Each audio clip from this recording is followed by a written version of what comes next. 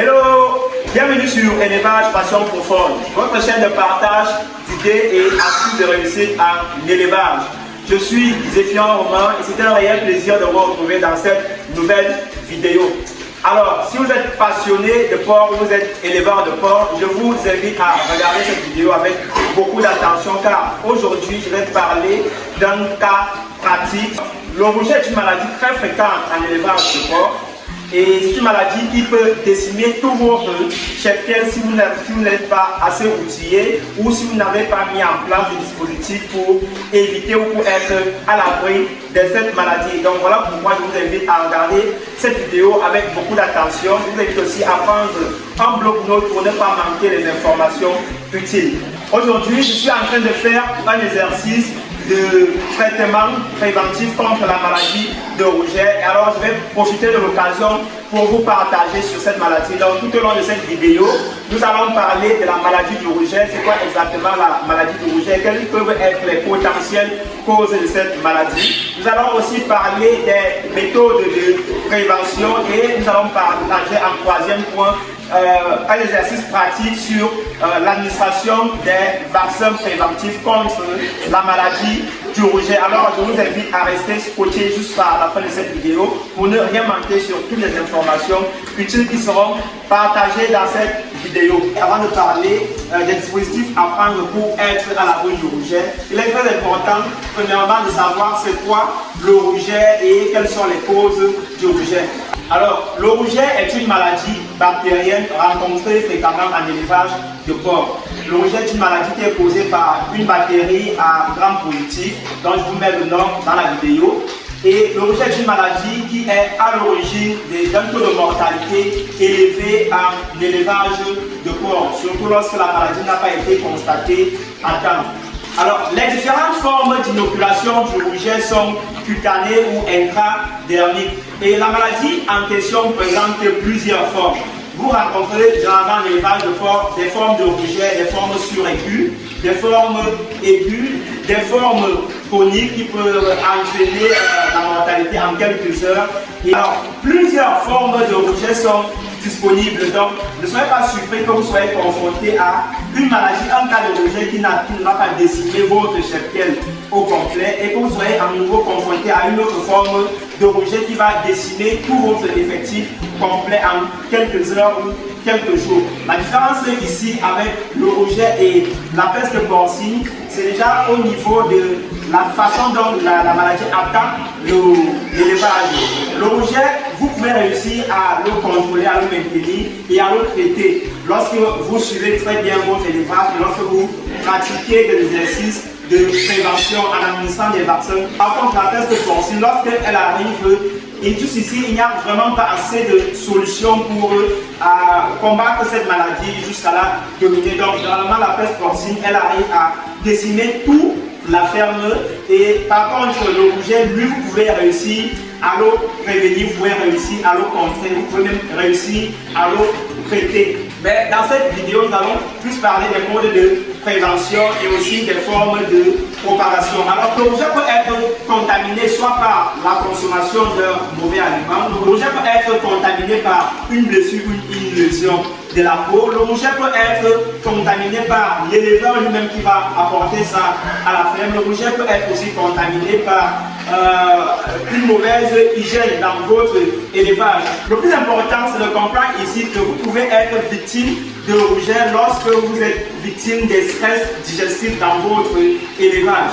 Alors, lorsque nous parlons de stress digestif, nous parlons de tout ce qui est en rapport avec l'aliment de l'animal, tout ce qui est en rapport avec les conditions de vie de l'animal. Donc, pour que vous soyez victime du rouget, vous devez soit vous serez vous-même la cause, consciemment ou inconsciemment, soit vous allez contaminer la maladie. Vous pouvez être à l'origine de la cause du rouget au cas où vous ne respectez pas les normes, les respects des principes de biosécurité, au cas où vous ne respectez pas la qualité d'alimentation, au cas où vous ne respectez pas l'hygiène. Car, comme je l'ai dit, le rouget, l'origine du rouget, l'origine principale du rouget est le stress digestif. Alors, pour pouvoir être à l'abri du stress digestif, il faut déjà respecter le milieu de vie des animaux. Évitez de faire manger des animaux sur un espace salubre, parce que nous l'avons dit, c'est une maladie bactérienne. Alors les bactéries sont contaminées soit dans la nourriture, soit dans la saleté de la loge, soit dans les dépôts d'eau que vous allez laisser stagner dans la loge, soit dans la fragilité de la rusticité de l'animal. Donc, lorsque vous êtes victime du rejet dans votre élevage, vous devez toujours savoir que soit c'est vous-même qui avez créé ces conditions inconsciemment, ou alors vous l'avez créé consciemment. Donc pour pouvoir déjà être à l'abri du rejet, nous devons éliminer toute forme de stress digestif. Donc respecter déjà l'aliment des animaux, respecter déjà le milieu de vie des animaux, respecter les conditions dans lesquelles les animaux sont alimentés et surtout renforcer en permanence les résistances afin de diminuer au maximum le taux de microbisme dans votre élevage. Alors toute maladie à caractère bactérien peut être maîtrisée, peut être contrôlée ou peut être évitée en mettant déjà l'accent sur la biosécurité et en mettant aussi l'accent sur le suivi et sur le contrôle de la qualité de l'aliment de vos animaux. L'autre cause aussi du rejet peut être due à des aliments trop riches en protéines. Donc évitez au maximum d'administrer, de donner à vos animaux des aliments trop riches en protéines. Et l'autre cause peut aussi être l'insalubrité, l'absence de la fiche de prophylaxie sanitaire et médicale et aussi le mauvais contrôle, le mauvais suivi. Donc, mettez de l'accent sur la propreté, vous participerez déjà à être à l'abri du rejet. Alors, en dehors de tout cela, nous avons aussi des modes et des méthodes de prévention. En l'occurrence, nous avons la vaccination du Revax que nous devons administrer au sujet en fonction de notre fiche de prophylaxie médicale. Alors, dans cette vidéo, donc, je vais partager avec vous sur comment injecter, comment administrer votre vaccin contre le rejet, quelles sont les normes à respecter et quel est le matériel que vous devez utiliser afin de réussir votre opération de prévention contre le rejet. Alors, je le rappelle, le rejet, notamment, ce n'est pas une maladie qui devrait vous faire peur en élevage. Comme je l'ai expliqué, c'est une maladie bactérienne. Ça veut dire qu'elle est contaminée par des bactéries.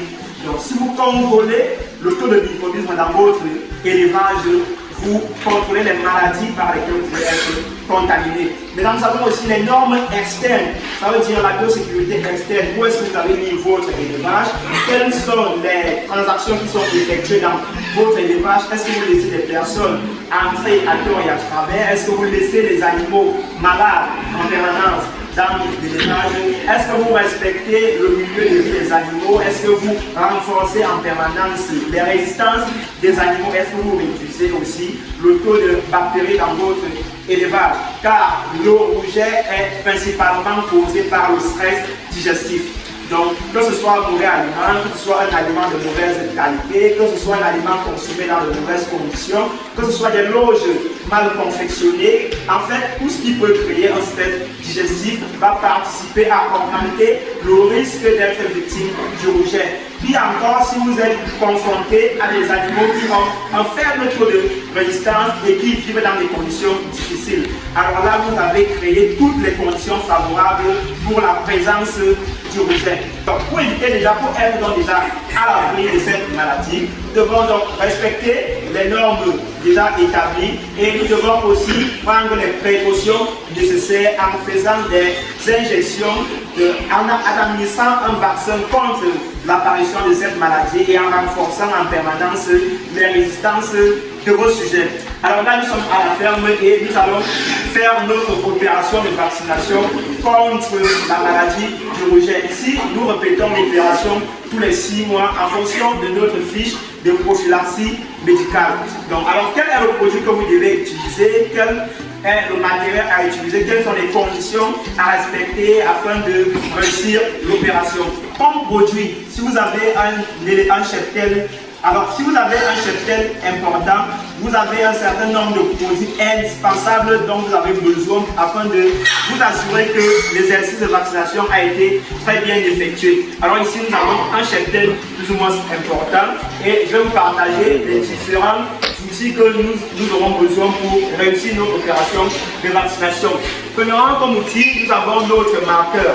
Là, c'est un marqueur qui nous permet de marquer l'animal après l'injection. Vous verrez comment nous pouvons l'utiliser.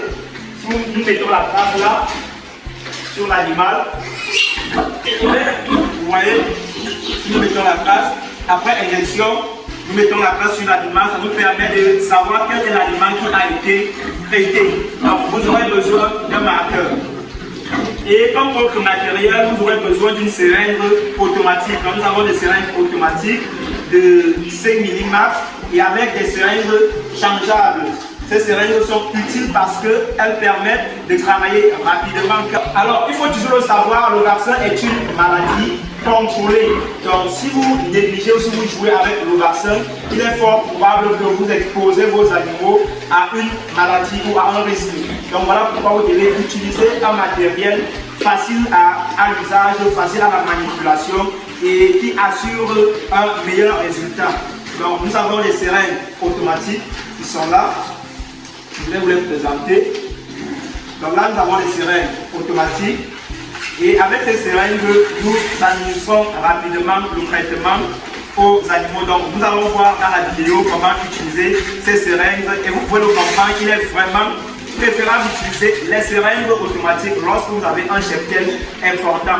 Car si vous devez injecter par exemple 200 à 300 porcs, avec une seringue manuelle, ce sera très compliqué. S'il faut faire le suivi, la contention à tout moment, ce sera vraiment très compliqué. Alors qu'avec les seringues automatiques, vous travaillez rapidement et vous évitez aussi d'être exposé avec nos produits et de ne pas respecter les normes de maintien du produit. Alors, il faut comprendre ici que le produit doit être rapidement utilisé après ouverture.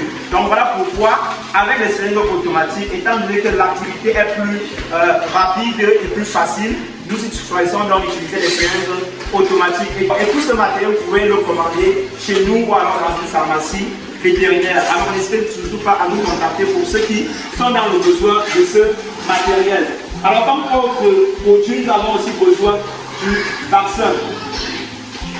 Alors là, nous avons le vaccin et comme vous le voyez, le vaccin est conservé avec de la glace. Il est conditionné avec de la glace car il faut respecter certaines normes afin de vous assurer que le vaccin est encore efficace. Il est possible que vous achetiez un vaccin et que vous alliez administrer dans votre élevage que vous ayez des problèmes, des cas de maladie ou alors que vous ayez des problèmes suite à l'usage du vaccin.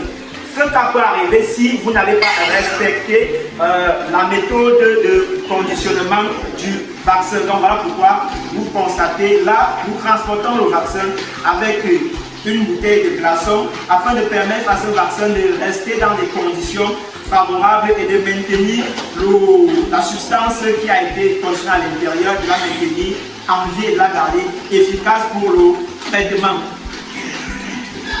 Donc alors là, nous allons sortir le produit. Alors, en pharmacie, vous trouverez soit le Ruvax, ou alors vous trouverez le Erixen. Donc là, nous avons la notice du produit et nous devons assurer que les recommandations qui sont ici seront respectées. Alors, lorsque nous avons la notice, je vais vous partager quelques informations. Alors, dans la notice, on nous fait comprendre qu'il s'agit de l'Erysipelotis posiopathies qui est là, c'est la bactérie qui est à l'origine du rouget. Donc, c'est cette bactérie qui est inactivée, qui est conditionnée dans le vaccin. Alors, indication, immunisation. Il s'agit donc d'une immunisation active des corps et puis pour réduire les signes cliniques dans les lésions cutanées et fièvres, qui sont déjà les causes ou qui sont déjà les signes d'une apparition de la maladie du rouget. Alors, il s'agit donc d'une immunisation active des corps et puis pour réduire les signes cliniques de lésions cutanées et fièvres. Des éripèles ici, des éripèles porcins dus à Erysipelotis bruciopathia. Erysipelotis bruciopathia ici, c'est la bactérie à l'origine du rouget. Début de l'immunité, 3 semaines après la fin du schéma vaccinal de base. Durée de l'immunité, 6 mois. Donc voilà pourquoi nous répétons généralement l'opération de prévention tous les 6 mois. Mais nous devons toujours nous fier à notre fil de prophylaxie sanitaire ou notre fil de prophylaxie médicale. Alors si vous n'en avez pas une, je vous recommande fortement d'en avoir une. Vous pouvez la trouver en rejoignant notre forum de discussion sur WhatsApp. Je vous laisse le contact ou alors je vous invite tout simplement à me contacter pour pouvoir rejoindre ce forum et avoir toutes les informations utiles qui vont vous aider dans votre élevage. Alors, contre-indication, ne pas utiliser en cas d'hypersensibilité aux substances actives, aux adjuvants ou à l'un des excipients. Alors ici, on doit éviter au maximum d'utiliser le vaccin comme sur les animaux malades, en mauvais état de santé. Comme posologie, nous avons espèce cible porc. Donc le héricin, c'est uniquement pour les porcs. Posologie pour chaque espèce et voie et mode d'administration. Usage intramusculaire. Usage intramusculaire. Le vaccin s'administre uniquement en intramusculaire. Si vous prenez un vaccin pour l'administrer mal, nous avons mentionné qu'il s'agit d'une bactérie inactive. Donc si vous prenez le vaccin, vous l'administrez mal, vous serez à l'origine des cas de maladie dans votre élevage. Donc, prenez toujours la peine de lire la notice et de respecter la notice. Donc, usage intramusculaire. Administrer une dose de 2 ml par injection intramusculaire dans l'encolure en respectant le calendrier. Et l'autre information, toujours agiter le vaccin avant emploi. Donc, vous l'avez donc compris, il est donc important, si vous voulez respecter les normes d'usage liées au vaccin, de respecter le dosage. Le dosage qui est de 2 ml par animal. Donc, si vous utilisez les seringues à plus de 2 ml, il vous sera difficile de pouvoir calibrer, de vous assurer que chaque animal a une dose de 2 ml. Voilà pourquoi nous recommandons donc les seringues automatiques que vous pourrez régler.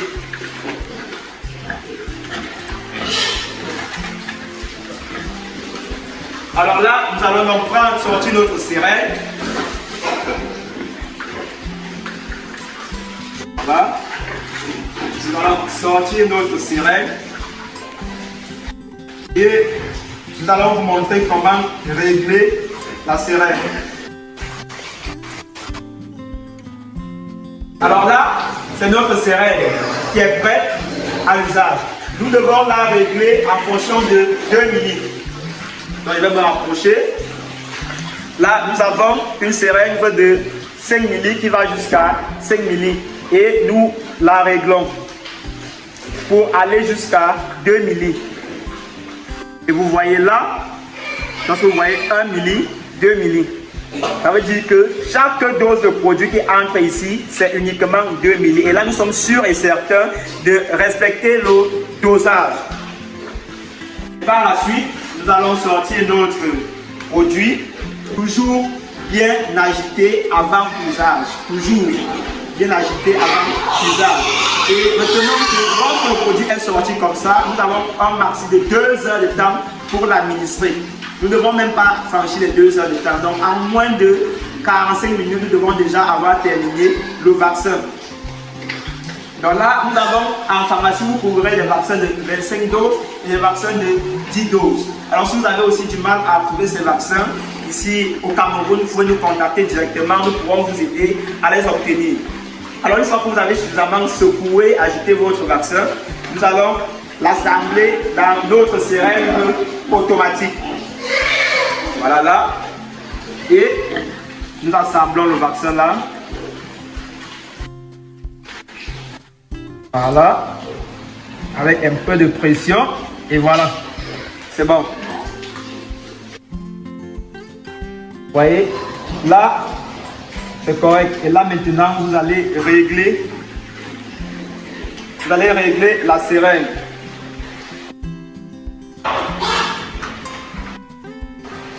Et là maintenant, vous allez régler la seringue. Ok.